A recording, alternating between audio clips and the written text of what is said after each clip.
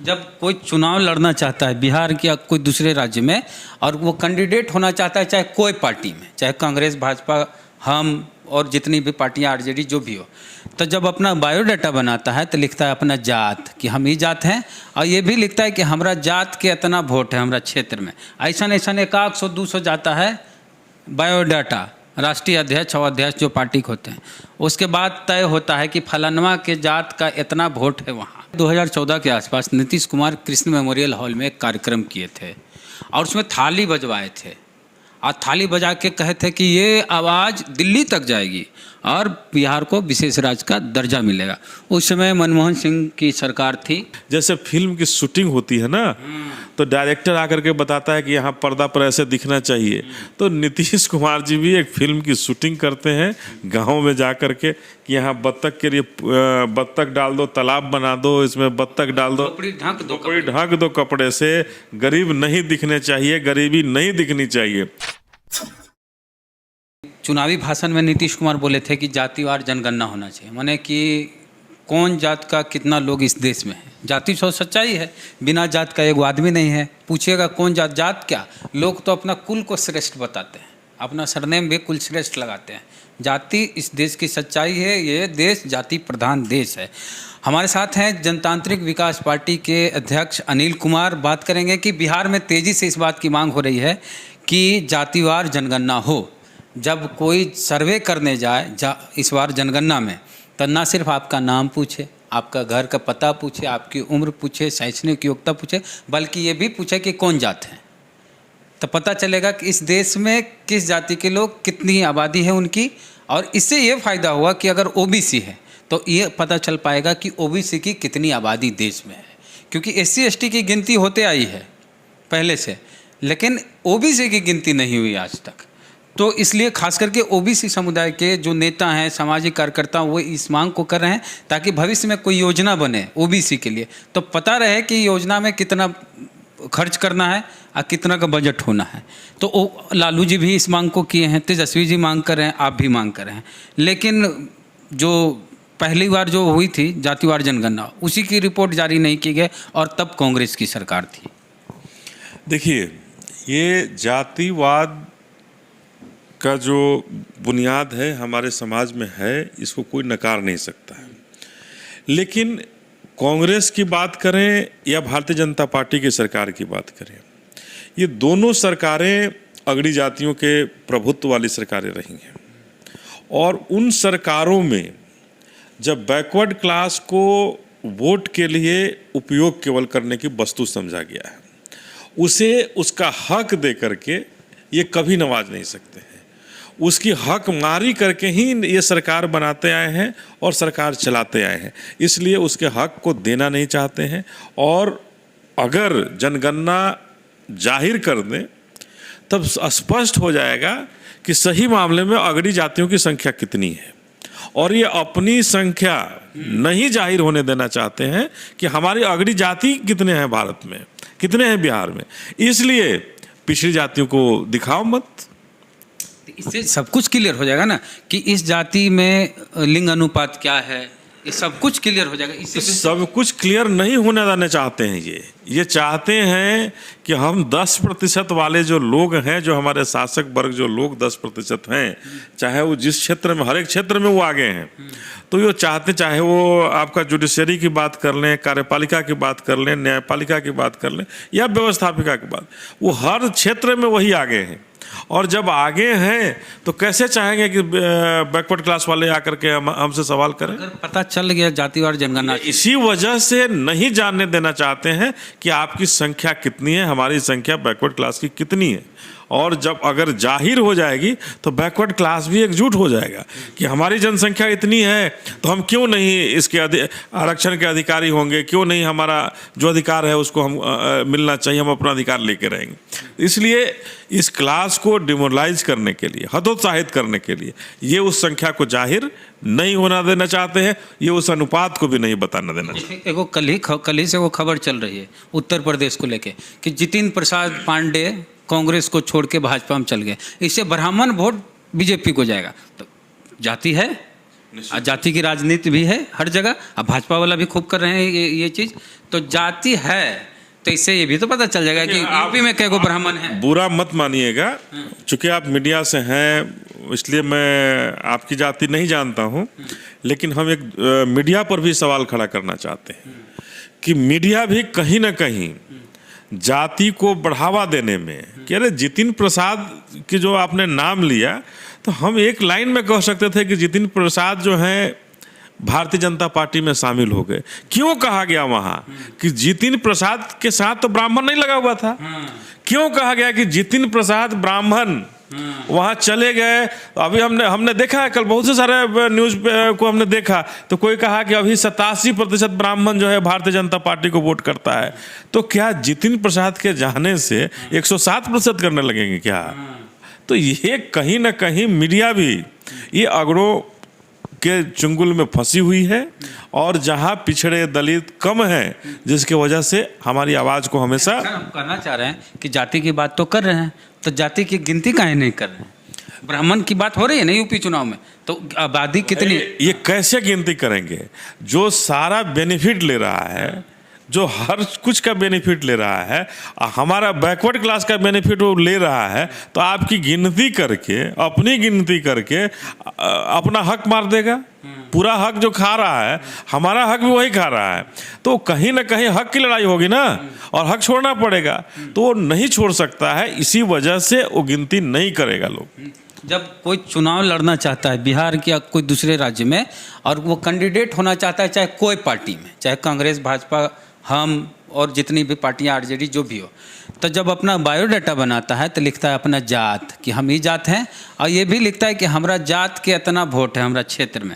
ऐसा 100-200 जाता है बायोडाटा, राष्ट्रीय अध्यक्ष और अध्यक्ष जो पार्टी के होते हैं, उसके बाद तय होता है कि फलानवा के जात का इतना वोट है वहाँ, तो वो तो आंकड़ा फर्जी होता है। ये सब आंकड़ा मिलाया जुला हुआ होता है, पंचायतों से बात करके होता है, मुखिया से बात करके बनाया जाता है, और बहुत सारे अभी जो लोग आए हैं चुनाव कैंपेन के लिए, वो भी एक आंकड़ा तैयार करते हैं कि हमारा आंकड़ा फेक। तो जाति की गिनती वहाँ कर रहे हैं ना? बिल्कुल करते हैं, लेकिन मैं आपको बताना चाहता हूँ विद जी कि जब तक अभी की जो सरकार है, वर्तमान सरकार, चाहे वो केंद्र में बैठी हुई है, और जब तक नीतीश कुमार जी जैसे लोग गद्दी पर बैठे हुए हैं, तब तक इसकी कल्पना कोरी है। इसकी कल्पना आप नहीं कर सकते हैं कि जातिगत गणना हो सकती है, ये कभी नहीं होने देंगे।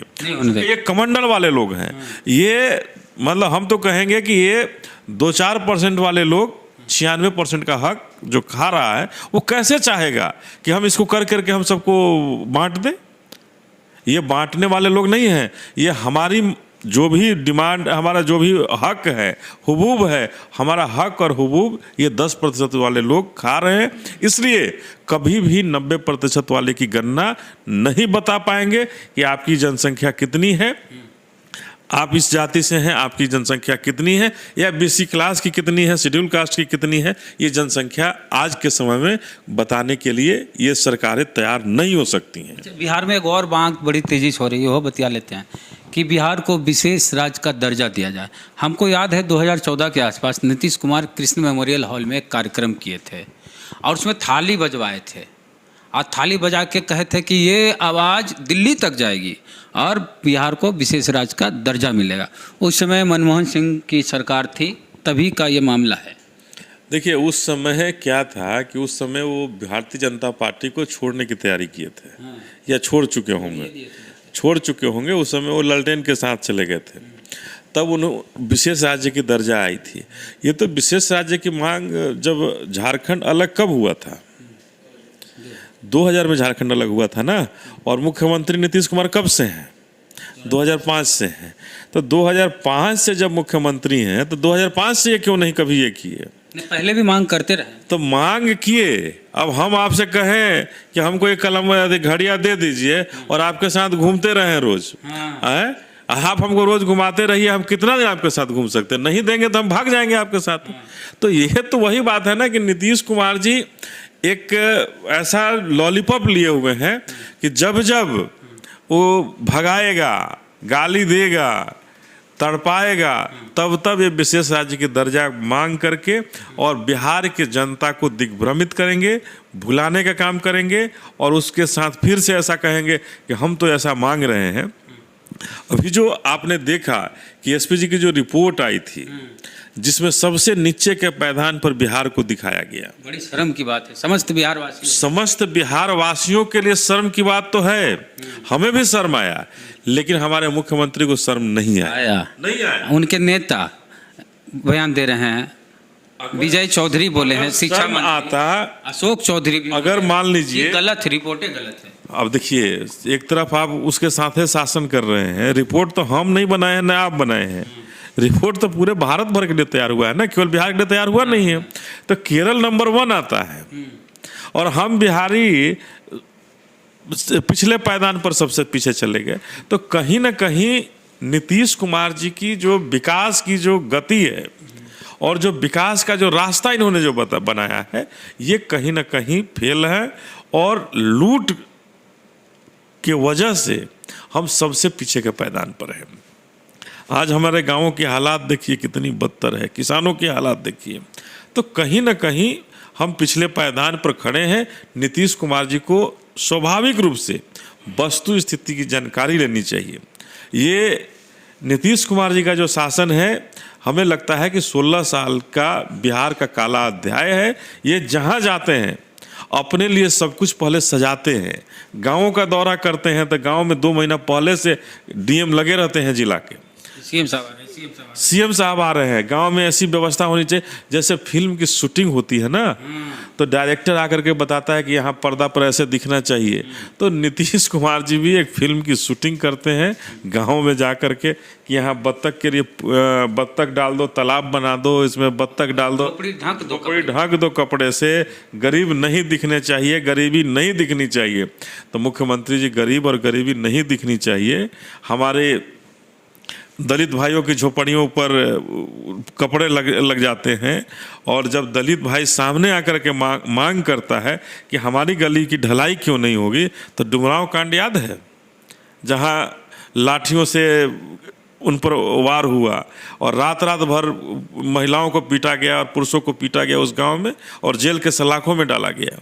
तो ये कहीं ना कहीं अंधेर नगरी चौपट राज या चौपट राजा, ये वो कहावत यहाँ चरितार्थ होती है कि हमारा जो मुखिया है, बिहार का जो गद्दी पर जो बैठने वाला व्यक्ति है, ये चौपट है और विकास का नाम ढोल जो पीटा जा रहा है, अगर विकास का ढोल सही में पीटा जाता तो हम पिछले पायदान पर, नीचे के पायदान पर क्यों होते।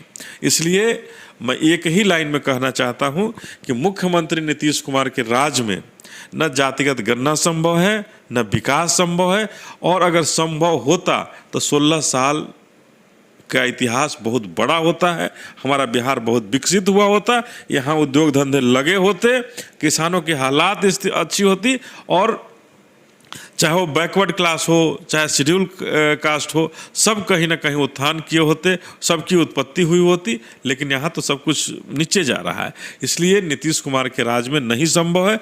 और अगर इनके सम्मान होता, अंतरात्मा की आवाज़ अगर ये सुने होते, तो 16 साल के विकास के बाद जो अभी एसपीजी की जो रिपोर्ट आई है, उस रिपोर्ट के बाद इन्हें स्वतः गद्दी छोड़ देनी चाहिए थी कि अगर 16 साल में हम नीचे के पायदान पर खड़े हैं तो हम बिहार के लायक नहीं हैं, हम बिहार को आगे ले जाने लायक नहीं हैं, हम छोड़ देते हैं बिहार की गद्दी।